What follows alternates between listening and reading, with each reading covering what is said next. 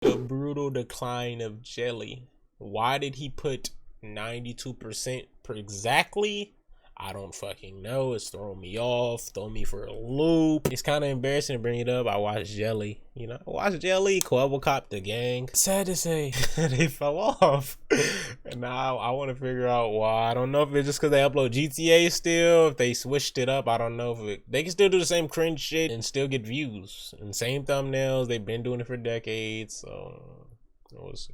Not excited. How did Jelly lose 92% of his audience in only 2 years?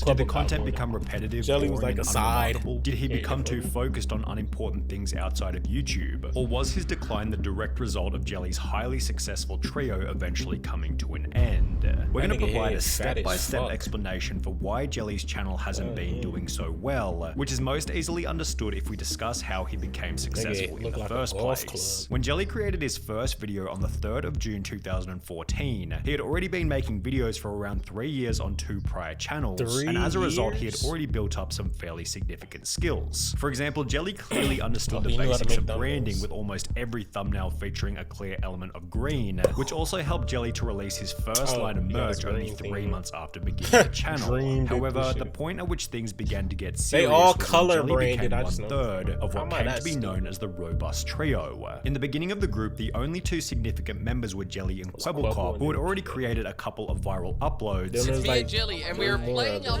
like this is crazy viral video, 14 million views. kwebblekop then explained that he and Jelly realized that they could go viral by simply having a fun time together, which became significantly easier after the 2 announced that they were moving into a house together. Me and Jordy are checking out a place. This is the place where me and Jordy are hopefully gonna live. And while Jelly and kwebblekop were already getting insane views as a duo, it will be after adding a 3rd member that things began to get crazy. Slogo Man, or Slogo, appeared on Jelly's channel for the first time in a video titled Sailing with Monster Trucks, and after this video received an above average view count, Slogo became a regular part of the group. Since they played GTA 5 more than any other game, they'd collaborate and grow together in almost every single video. With Josh there was a much better chemistry. Jordy is always the one who's probably the best at the game. Josh is always the annoying one, and I'm always the one that rage quits. And I feel like it's good chemistry. It works very well. Which resulted in Jelly reaching 1 million subscribers only 12 months after creating his you're channel. American, aren't you?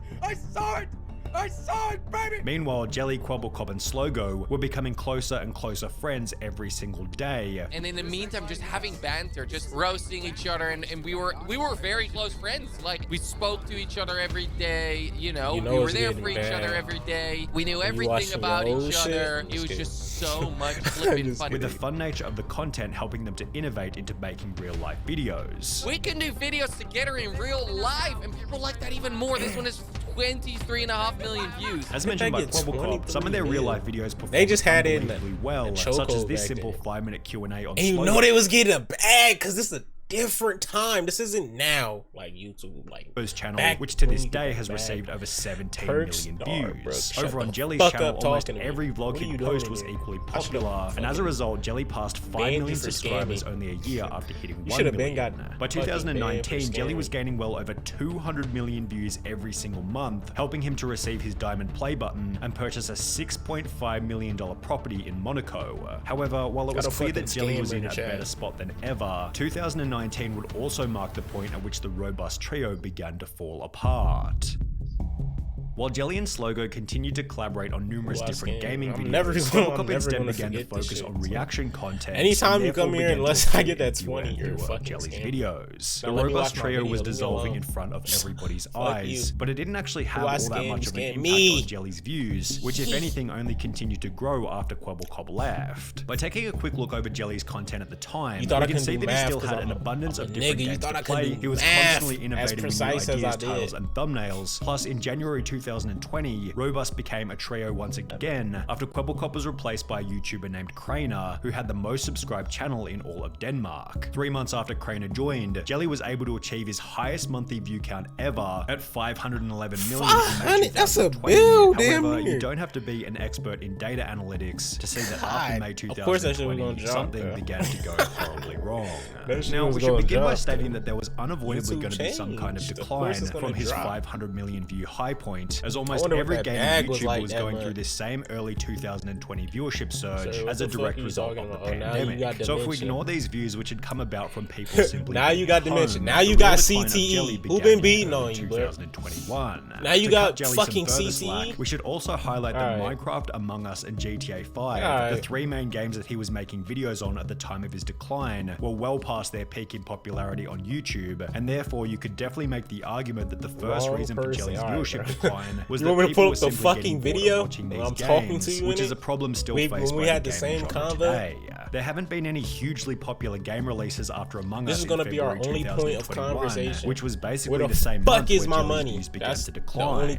Therefore, the most popular games that Jelly can play are Roblox, Among Us, Minecraft, and GTA 5, all of which are years beyond their peak in popularity. Jelly has clearly noticed this problem himself, judging from one of his tweets reading, "Can GTA 6 just be released already?" with a possible motive for this being that Jelly is tired of playing the same old games on his channel. This might also provide an explanation for why Jelly's content has become a lot more repetitive and far less innovative. Back when his views were exploding in 2019, Jelly was pushing the absolute limits in terms of ideas, thumbnails, and titles, which, as mentioned previously, was aided by the abundance of different popular games.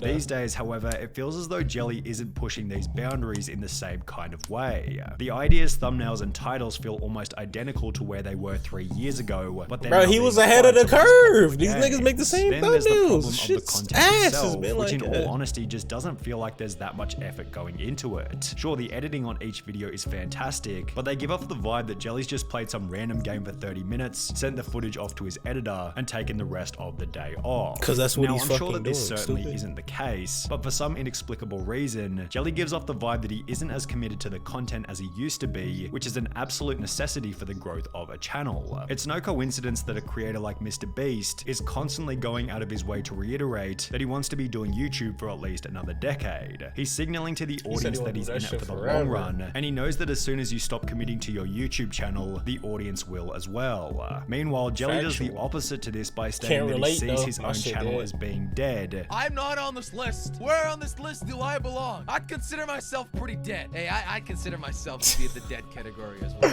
right? A nigga fighting to be on a dead. Even harder for himself. Why the fuck is Sniper Wolf on there like she ain't doing amazing in Logan? Things from outside got a big ass podcast. Now we're gonna make a point that's somewhat similar to the one made in the kwebblekop video, being the foolishness behind sharing a luxury lifestyle to social media. Although we're gonna approach it from a slightly different angle, because if anything, it's worse in the case of Jelly, as he's so obviously distracted by ego-related purchases. In early 2021, during the same time period where his views began to decline rapidly, Jelly announced that he'd purchased a $10 million boat. At the start of this summer, I actually ended up buying. If I'm watching a nigga and he tell me he bought a $10 million boat and I can't get something off fucking DoorDash because it's over $30, to go with his already existing Lamborghini Urus. And in September 2022, Jelly posted another video explaining that he's bought an abandoned mansion, which looked as though it needed a fair bit of work and a lot of time away from being committed to YouTube. It's a bit of a mess. I didn't make the mess. Okay? So why is this a problem? I see so many business Fuck you! I don't want to see you burned. And what they do is they start making some money, and then their lifestyle just creeps and it grows into this massive hungry beast that then consumes them. And what you've got to be very careful with is you can't let the byproducts of your thing distract you from your thing. This is a principle that someone like Mr. Beast understands perfectly. He's always voicing his disdain for luxury and anything that removes the focus from the growth of his channel. On the other end of the spectrum, you have someone like Jelly, who seems to be searching for distractions, and it's clearly having an impact on his ability to produce top quality content. For example, in July 2022, Jelly uploaded a video titled "This Isn't Working Out," in which he'd explained that after many years, he was no longer able to produce 2 videos per day, and was instead going to start releasing just one. Starting now, I am gonna quit posting 2 videos a day. This was justified by Jelly stating that the quality. Once a nigga start uploading, hinting at him quitting YouTube, should up the quality. At least that's my goal. If I can spend more time on a video, that video will turn out better. Although the quality didn't actually change much after posting this, meaning that Jelly was simply uploading half as often as before, with minimal change to the substance of the videos. Then there was the collapse of the robust trio, but for the second time. We mentioned earlier that kwebblekop, who had close to 15 million subscribers, left the trio in 2019, but was instead replaced by Denmark's most subscribed YouTuber called Craner. Well, Craner continued to play with Jelly and Slogo for roughly 2 years. However, like kwebblekop, he also began to appear in fewer and fewer videos. In May of 2022, fans noticed that Jelly and Slogo had removed any mention of Craner in their video descriptions, leading everybody to believe that Craner they was playing Minecraft, he might have been touching kids. Well, 4 months later, Craner would take to his YouTube community tab to make the following announcement. Too many theories out there about why I'm not recording with the guys anymore, and I thought, although I always like to keep private, why not just address it so people address it, bro. Nah, I think you touching kids because it's Minecraft. Great people, and I wish them the best. Last year, and also somewhat into 2022, was the toughest time I've gone through. Damn. I lost my dad, came out of a long relationship with my ex-wife around the same time too. As most of you know, this resulted in me not recording for weeks or a month at a time. The guys were very understanding and sweet. However, no drama happened. I didn't use them to garner attention then leave. And for people saying I just use them for views, wouldn't it make a lot more sense to stay recording with 2 of the biggest creators on the platform? I think so. I wanted to change and I wanted to do my own thing for once. This post not only confirmed the end of the trio, which had made Jelly so successful in the first place, but it also felt like the death of innovation and authenticity on Jelly's channel. The robust trio represented a time when Jelly seemed passionate about making videos, as is highlighted in old comments such as, I enjoyed it more when they were actually having fun instead of just acting for family friendly. However, while this comment represents the tragic decline of a much-loved content creator, it simultaneously shows just how much of an impact these 3 legends had on the content creation sphere and the lives of audience. Legendary though. Legendary. But then you got niggas like KSI, who been around forever, who making ape faces, if you know. You know, way back in the day, like, you know, I used to watch KSI and Deji play games. That's when I found out about KSI in that Lamborghini shit. That's way back. You don't know about that. The OGs, you gotta respect them, because how do you stay in the game that long? That's too bad. Everybody gonna fall off. Like, fall off is relative. Like, I just hope I would never get that crazy by $10 million boats and shit, and then barely make it. It's not even barely. They're making a lot, just not comparative for the lifestyle. I hope they can still live how they live.